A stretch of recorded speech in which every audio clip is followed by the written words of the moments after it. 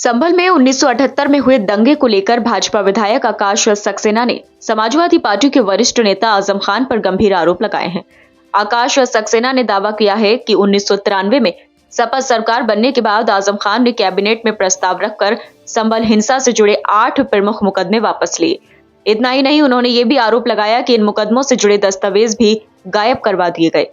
आकाश सक्सेना ने कहा कि आजम खान की भूमिका न केवल संभल के दंगों में थी, बल्कि मुजफ्फरनगर दंगों में भी उनकी प्रत्यक्ष संलिप्तता रही है। उन्होंने आरोप लगाया कि आजम खान ने दंगे कराए और आरोपियों को बचाने में सक्रिय भूमिका निभाई। आजम खान का पुराना इतिहास दंगों से जुड़ा है। उन्होंने न सिर्फ संभल के दंगों में भूमिका निभाई, बल्कि मुजफ्फरनगर के दंगों के आरोपियों को भी छुड़ाया। सक्सेना ने कहा कि रामपुर में वे खुद आजम खान के खिलाफ पैरवी कर रहे हैं। उनके खिलाफ 50% मुकदमों में सीधे तौर पर संलिप्तता है। आकाश सक्सेना ने यह भी कहा कि सरकार द्वारा मुकदमे वापस लेने के नियमों का पालन नहीं किया गया। सरकार जब कोई मुकदमा वापस लेती है तो उसकी गंभीरता और हाईकोर्ट की अनुमति देखी जाती है, लेकिन उन मुकदमों में सैकड़ों लोगों की हत्या हुई थी, फिर भी इन्हें दबाव में वापस लिया गया। सक्सेना ने मांग की है कि 1978 के संभल दंगों को दोबारा जांच कराया जाए और संबंधित दस्तावेजों की खोज की जाए। उन्होंने आरोप लगाया कि दंगे और उसके बाद की गई कार्रवाई सपा सरकार और आजम खान की मिलीभगत का हिस्सा थी। देखिए, संभल के जो दंगे हैं उसकी वाकई बहुत बारीकी से उसकी जांच की ज़रूरत है।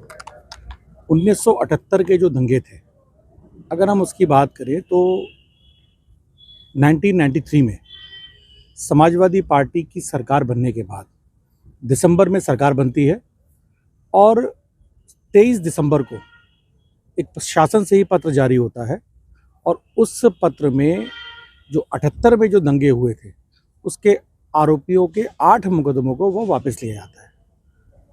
तो सीधा सा मेरा सवाल ये है कि आजम खान ने ही उन दंगों में महत्वपूर्ण भूमिका निभाई थी और समाजवादी पार्टी की सरकार बनते ही सबसे पहले कैबिनेट की मीटिंग में इस प्रस्ताव को उन्होंने लाया था कि दंगों के जो 8 महत्वपूर्ण जो मुकदमे थे उनको सरकार के द्वारा वापस लिया जाए, और उन्होंने ऐसा किया।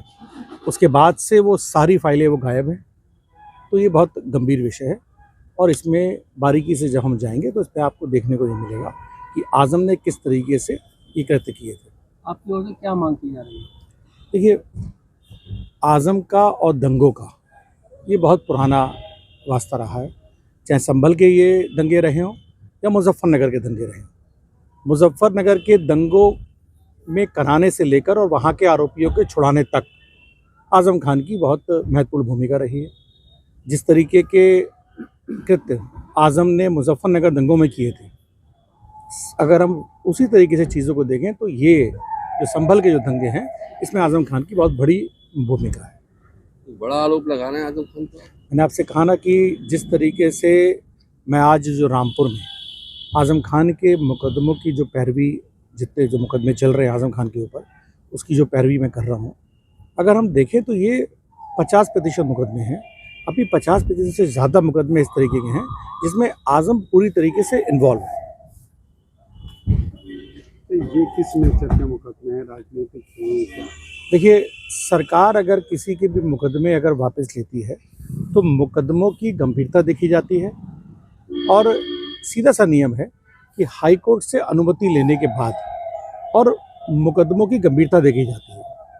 सरकार द्वारा जो मुकदमे लिए वापस लिए जाते हैं उस पर धरने के मुकदमे होते हैं, प्रदर्शन के मुकदमे होते हैं, लेकिन कोई मुकदमा ऐसा वापस नहीं होता जिसने सैकड़ों लोगों का कत्ल किया हो और उसके बाद उनके मुकदमों को वापस लिया जाए।